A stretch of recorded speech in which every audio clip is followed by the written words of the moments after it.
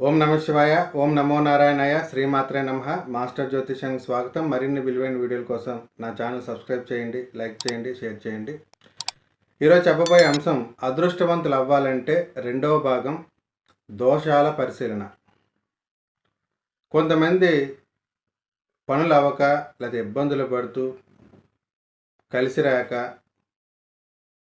లేదా ఆరోగ్యపరంగానో ఇతర అంశాల పరంగానో ఇబ్బందులు పడుతూ, చాలా బాధపడుతూ, ఏం చేయాలో అర్థం కాక జ్యోతిషుల దగ్గరికి వెళ్తారు.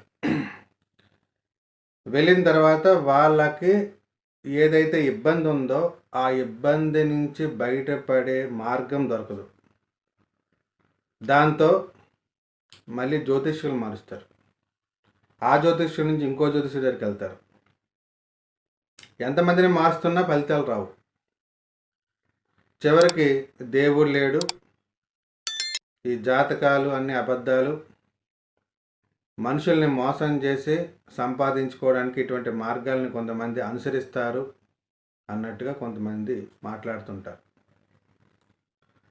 నిజానికి సమస్య ఎక్కడుంది, దానికి మందు ఏ మందు ఎలా వేయాలి, అసలు వేశారా లేదా, ఇవేమి చేయకుండా సమస్య ఏ విధంగా పరిష్కారం అవుతుందో ఆలోచించుకోవాలి. చాలా వరకు జ్యోతిష్యంలో మనకి సమాధానం దొరుకుతుంది.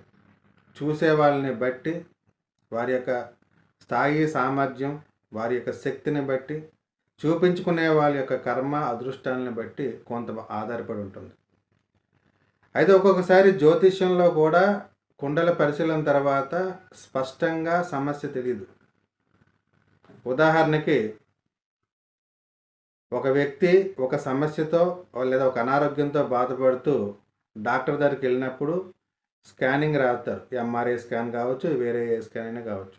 కానీ స్కానింగ్లో కూడా లేకపోతే టెస్టుల్లో కూడా ఏ సమస్య అనేది స్పష్టంగా కనబడదు. అంతా నార్మల్ అని చెప్తారు.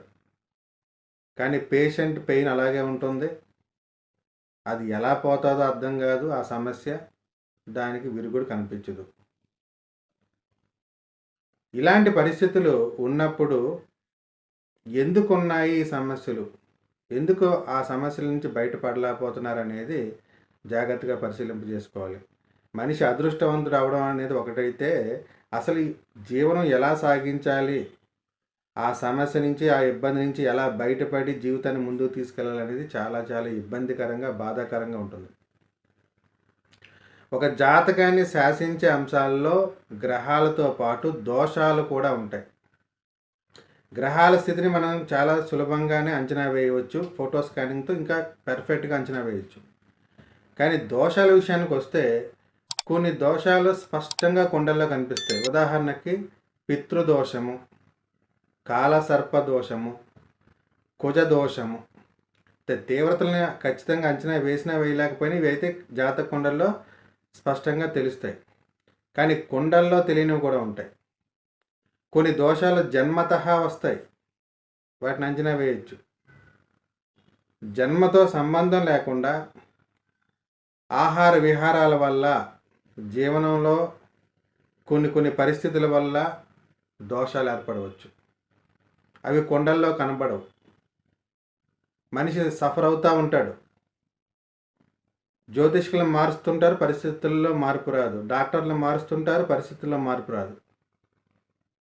దానికి కారణం ఏంటంటే జీవన విధానంలో వచ్చే కొన్ని దోషాలు. కుండల్ని ఖచ్చితంగా పరిశీలించాలి. కుండల్ని దాటి ఫోటో స్కాన్ చేయాలి. ఏ మనిషి అయితే ఏ సమస్యతోనైతే బాధపడుతున్నాడో, అసలు ఆ సమస్య వాళ్ళు చెప్పుకున్నా చెప్పుకోకపోయినా,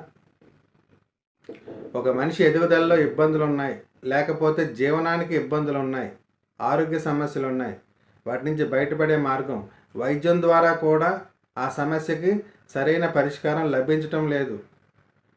కొన్ని వ్యాధులు ఉంటాయి, అల్జీమర్స్, ఆటిజము, క్యాన్సరు,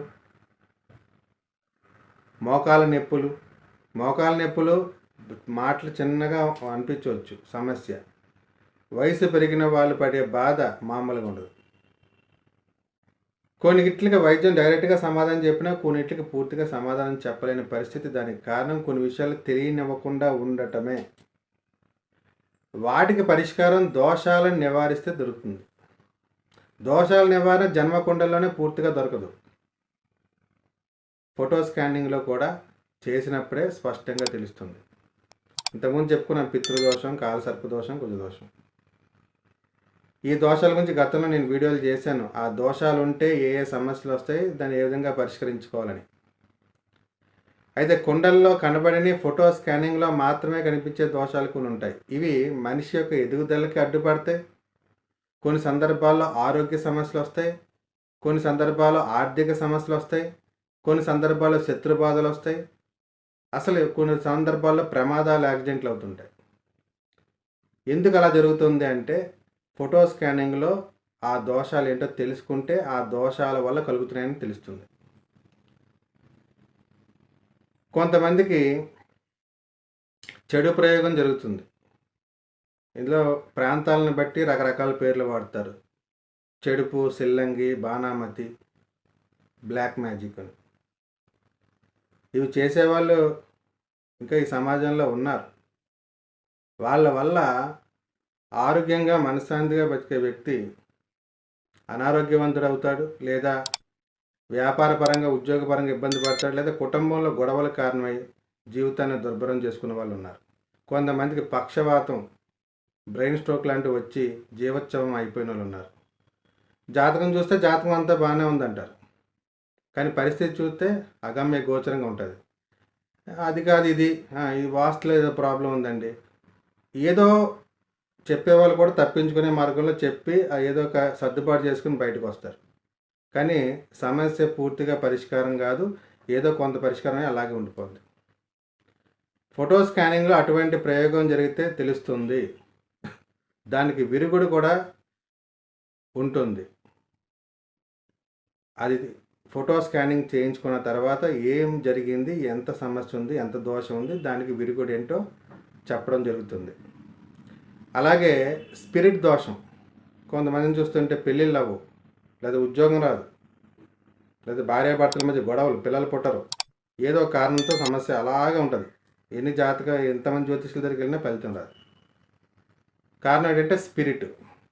ఆ స్పిరిట్ ఉందా లేదా అనేది స్కానింగ్లో తెలుస్తుంది. స్పిరిట్ ఒంట్లో ఉందా, వారు నివసిస్తున్న ఇంట్లో ఉందా, దానికి విరుగుడు మార్గం చెప్పడం ద్వారా ఆ సమస్య నుంచి బయటపడవచ్చు. అలాగే దేవతా మొక్కులకు సంబంధించి వాళ్ళు మర్చిపోతారు మొక్కుకొని, కానీ దేవుడు మర్చిపోడు. కాబట్టి ఆ మొక్కు తీరినంత వరకు ఇబ్బందులు వస్తాయి. అటువంటి దోషాలు ఏమైనా ఉన్నాయో ఫోటో స్కానింగ్లో తెలుస్తుంది. అలాగే గ్రామ దేవత దోషం.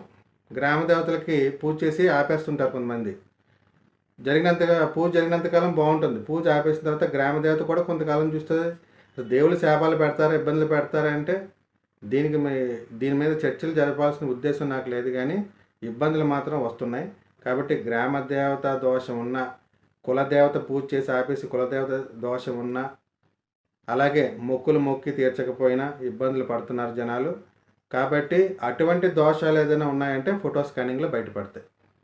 కాబట్టి బ్లాక్ మ్యాజిక్ అయినా, స్పిరిట్ అయినా, కులదైవ దోషమైన, గ్రామదేవత దోషమైన, మొక్కుల యొక్క దోషమైన, పూర్వజన్మ పాపకర్మల దోషమైన, ఇవన్నీ కూడా ఫోటో స్కానింగ్లో బయటపడతాయి.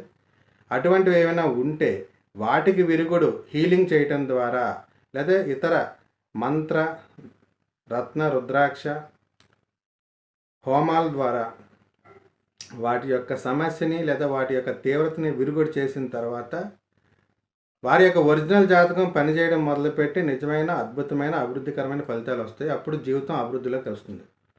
కాబట్టి ఒక వ్యక్తి అదృష్టవంతుడు కావాలంటే జాతక పరిశీలనతో పాటు 9 గ్రహాల యొక్క స్థితిగతులతో పాటు అతడికి జన్మతః కానీ లేకపోతే వ్యవహారంలో జీవన విధానంలో ఏదైనా దోషాలు అంటుకుంటే కానీ వాటిని గుర్తించి ఫోటో స్కానింగ్ ద్వారా విరుగుడు చేయడం ద్వారా జీవితం అభివృద్ధి చెందుతుంది, అదృష్టమయం అవుతుంది.